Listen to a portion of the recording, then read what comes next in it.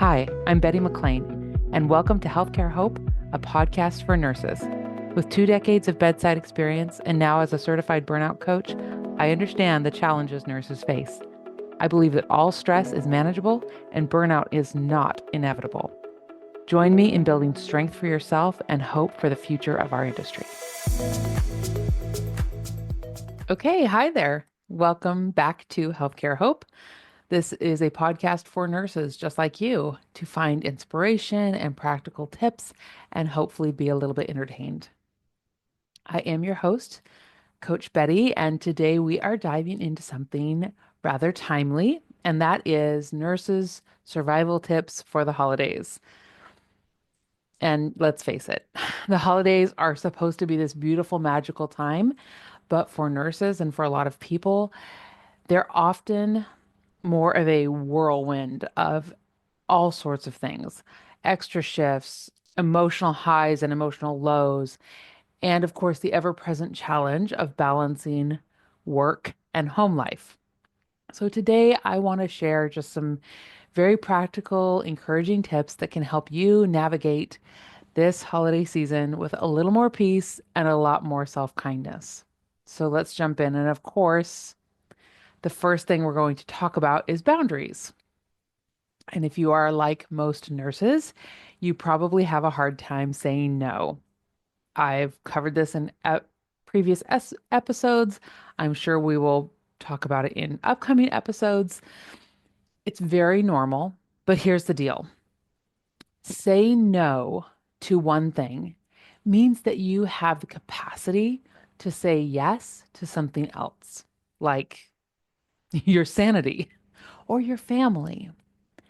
So here's just three quick tips when it comes to boundaries and saying no or saying yes. The first is you want to be selective with your commitments. So before you say yes to something, ask yourself just briefly, do I have the bandwidth for this? Either the emotional bandwidth or the physical energy. Do I have time, the bandwidth for this? And if the answer is no, it is okay to politely decline. The next is set limits at work.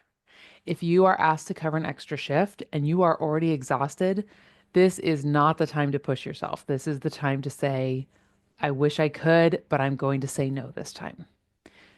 Okay. And then the last is holiday obligations.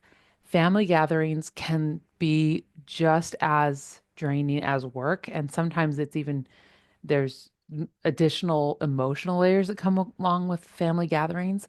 So give yourself permission to leave early or to skip altogether if you know that it's going to be too much for you right now because your well being matters. Boundaries aren't walls, they are fences with gates, and you get to decide who comes in and who stays out. And trust me, the world will keep spinning if you say no to that extra shift or to that 15th holiday party or 17th gift exchange.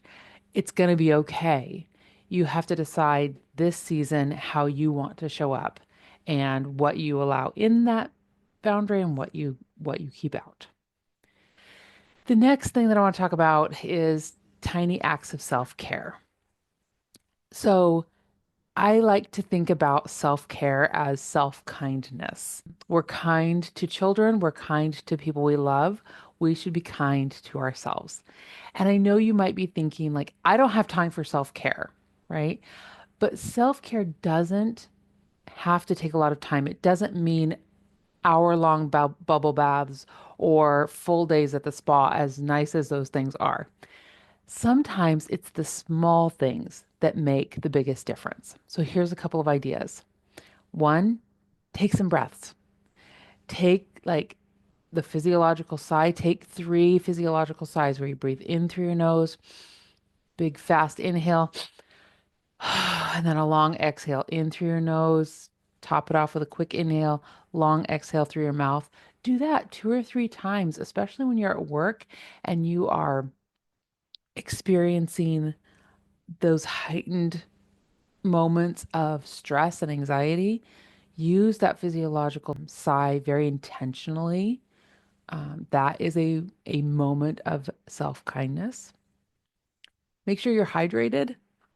I know that running around all day long, trying to get your patient care done, trying to get your charting done, and then also on your days off, you're running around to parties, you're running around shopping, you're doing all these things. Make sure you're hydrated. Make sure you're eating some protein every once in a while, right? Do a gratitude check. If you haven't, I have a free PDF that walks you through a 2 to 5 minute gratitude meditation. And I can link that in the show notes. But literally, part of taking good care of yourself is taking time to notice what you're thankful for and just experiencing that joy and appreciation in your body.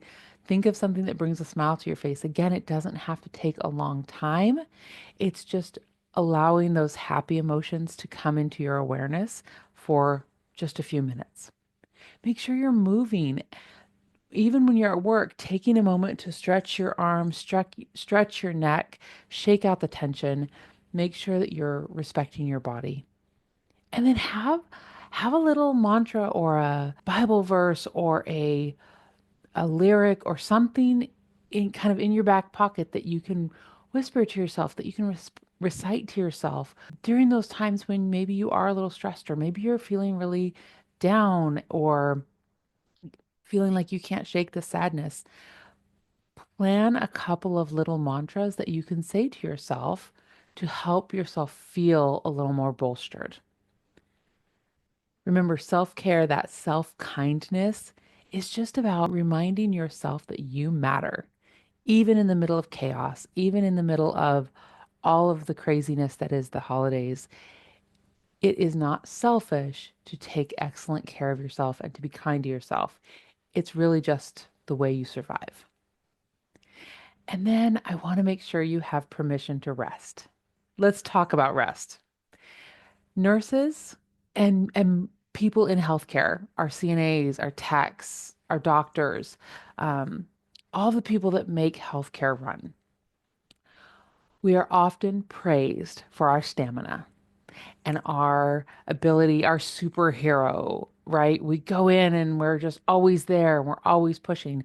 But let's be honest, we are humans, we are not robots. We are normal, everyday humans, we are not superheroes. Rest is not a luxury, it's really a necessity. So let's talk about a couple of ways to get some really good, meaningful rest this season. And the first way I want to suggest to you is schedule some downtime. Like block out rest time in your calendar, just like you would a shift or just like you would a doctor's appointment, whether it's a nap, whether it's an hour of Netflix, whether it's just you staring at the wall, okay, maybe listening to some good music or drinking your favorite tea. You deserve that break. It does not have to be 12 hours. It does not need to be, a 5 hour marathon of Netflix shows. Just schedule some time for yourself to disconnect in a meaningful way, not in a running away way. And then ditch the guilt. Resting intentionally does not mean that you are lazy. It does not mean you are weak. It means that you're smart enough to stop and recharge. Think of these rest moments as you are fueling your or you're recharging your inner battery so that you can show up stronger and go longer. And then make sure you're saying no to perfection. If the tree isn't decorated perfectly or the house is a little messy, let it go. You are doing your best, and that is more than enough. Giving yourself permission to rest is one of the most loving things that you can do for yourself and for your patients and for your family. They will benefit from you being well rested. And then the last thing is celebrate your wins. Now, I know that I have talked about celebrating your wins. Again, I have a whole episode on that. I will bring it up again. It's very important for your brain to to notice every once in a while the amazing things that you're already doing. Every time you show up for your patients, every time you help someone feel safer, calmer, every time you make someone smile, every time you get through a tough shift, you are winning. You are winning at life. So here's a little challenge for you. At the end of your day, write down one thing you did well, big or small, it all counts. Okay. Did you comfort a patient? Did you stay hydrated? Did you eat enough protein this shift? Did you survive a double time shift that you hadn't been planning to do, but you decided to do it anyway, and you got through it with a good attitude? All of those are reasons to celebrate yourself because you're amazing. Take a moment to realize how much you're doing for others and also for yourself. That is it for today, short and sweet. I hope that these survival tips help you navigate the holiday season with a little more ease and a lot more love for yourself. Just remember, boundaries are brave and self-kindness is survival. Rest is essential, and you are already winning just by showing up and thinking about how to take care of yourself. If you found this helpful, please share it with a fellow nurse who could use a little encouragement. And if you want more personalized support, I definitely would love to talk to you about scheduling a consultation call. So just check the show notes for how to get a hold of me. And until next time, please keep taking excellent care of yourself. You deserve it. Thank you for listening today. If you're ready for support and looking for a community of like-minded healthcare professionals, join me in my free private Facebook group called Healthcare Hope with Coach Betty. If you found this episode helpful or encouraging, please share it with your friends and fellow nurses. Subscribe to the podcast and leave a review. Together, we can create strength for our lives and hope in healthcare.